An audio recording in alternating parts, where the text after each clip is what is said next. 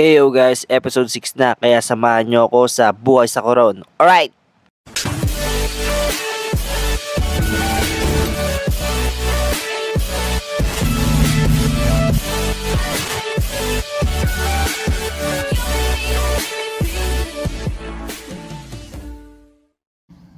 So ito pala ang aming kusina.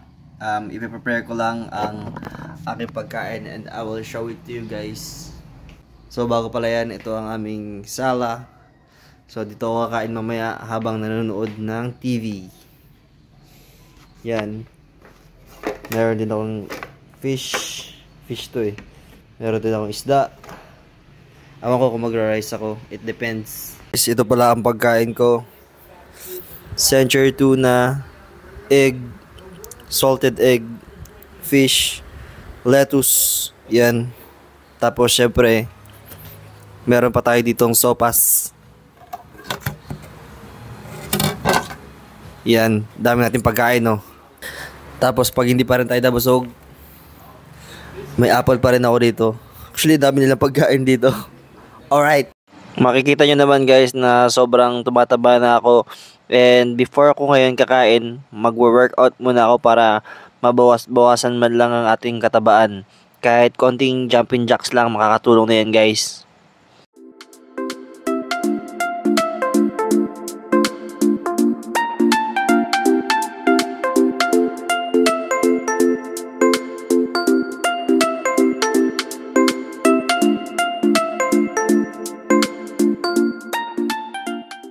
So ito pala, may practice sila Adea ng kanilang sayaw at hinihintay ko na lang silang matapos dito. And mamayang hapon meron silang event sa school nila.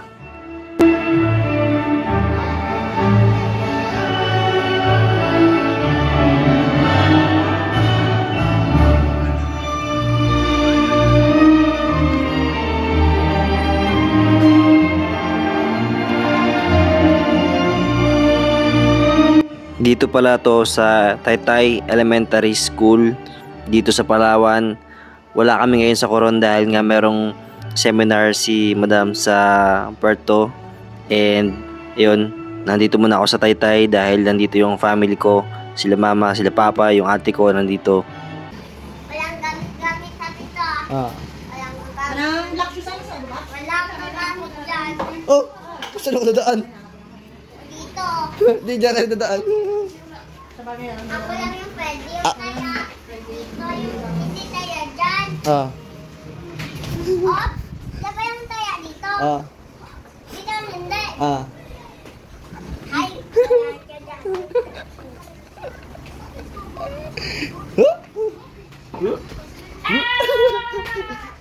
Uy, di ba wala din gamit? Ha? Pwede dapat. Bawal. Daya talaga. Magulang eh. Pwede yan. O sige, tayain muna ako. Bakal pala ako. Ikaw naman tatayain ko. Ikaw naman tatayain ko. Tayo. Ikaw na ang tayo. Tayo. Ako na ang kaya. Tatayin na kita.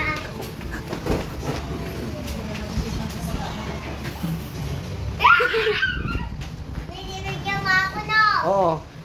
Para makita mo yung mukha mo. Okay ka, binigyan ko. Kaparain kita. Dapat dito lang. Dito lang. Bawal yan dyan. Pag ikaw nakapanggal dyan ang sampayan ko, ikaw yan magalaba ulit. Ikaw to lalaba, kayo ay dito.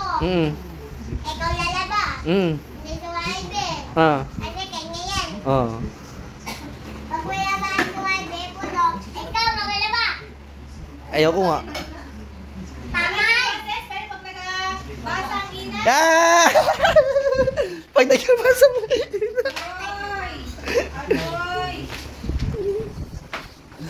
Another day, another food. Ito nga pala ang aking pagkain ngayon habang manonood ng vlog sa TV. Ito, crabs, meron akong kimchi, meron akong fried rice, napakasarap yan guys. Tapos meron pang tuyo na danggit, sobrang sarap niyan, solid guys.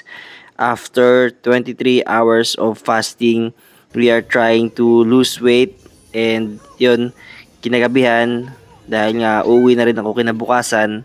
Kumain kami dito sa famous Casa Rosa dito sa Taytay, Palawan. Yan, habang naghihintay kami ng pagkain, meron ditong pool table. Naglalaro sila ng pool. Ayaw nila akong isali pero mamaya baka pasalihin tayo. Ito pala yung Casa Rosa guys. Yan, sobrang sikat niyan dito sa Taytay. Simula pagkabata ako, nandito na yan.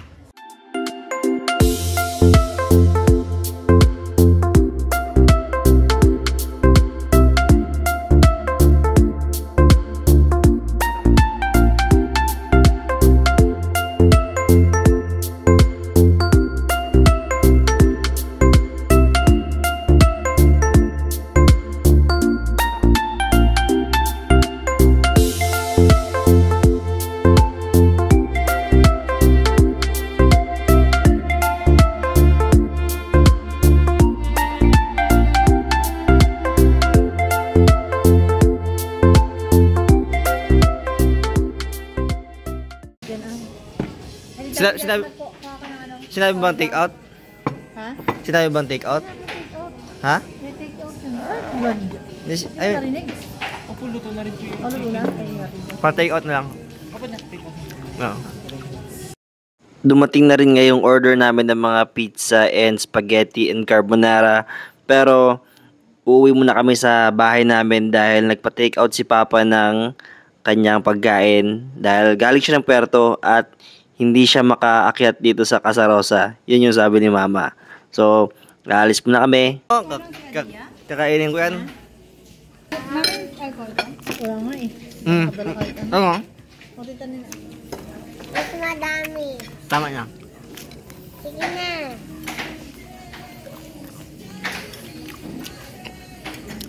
Sige na, gawin kitang kuya. Gawin mo kuya.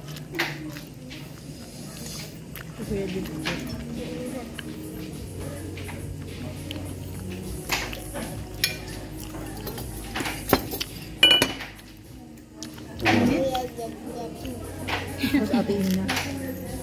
Pwede din sa Ate Ina. Hindi, Mama. Guys, ito nga pala in-order namin. Carbonara, spaghetti, fries, and of course, yung pizza nila na pinaka best seller and yung reason kung bakit sobrang tagal na nila dito sa Taytay, bukas pa rin sila. Actually, since pagkabata ko, bukas na yung Casa Rosa na to and sobrang sarap talaga, thin crust. Ito nga pala yung Taytay landmark, Taytay marker na makikita dito sa poblasyon. Kung dadaan kayo ng poblasyon, kitang-kita niyan guys, and especially pag galing kayo ng isla. I stayed here sa Taytay, Palawan for almost 2 weeks din kasama yung family ko. And now, uuwi na ako ng Coron. Pero before that, dadaan muna ako ng Rojas dahil nandoon si Madam. Dadaanan ko sila kasama yung mga co-teachers nila na nag-assessment sa TESDA. And from Rojas, pabiyahe na kami ng Puerto. And from Puerto, sasakay na kami ng barko papunta ng Coron. Ito pala yung assessment center nila dito sa Rojas, sa Magara. Medyo malayo to sa bayan talaga nila. And yun, bumiyahe na kami papunta ng Puerto Princesa. Ito pala, nandito kami sa Robinsons. Kumain kami sa Chowking and naglibot-libot. Bumili ng mga konting pasalubong at pagkain na madadala sa barko. Ngayon guys, nakapila na kami papasok ng barko. At ito, sobrang haba ng pila. Ayan naman si Madam nakaupo dahil medyo masakit ang ulo.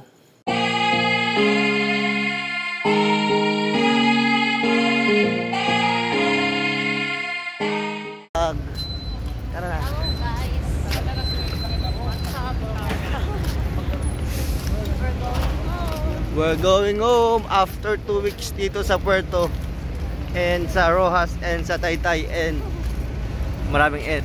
Sasakay na kami ng barko, St. Francis Xavier, going to Coron, Palawan. Alright. Nung nasa barko pala ako guys, I decided na uminom ng pilisin na to and actually hindi ko gusto yung lasa. Tapos syempre, mahal pa yung presyo niyan dito sa barko. Kaya mas maganda siguro pag babiyahe kayo guys, dala na lang kayo ng sarili nyong alak at pagkain.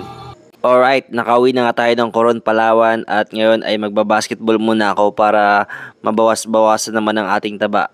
Pero sobrang sarap ng pagkain namin ngayon guys at sobrang ganda pa ng view, inihaw na isda. Alright!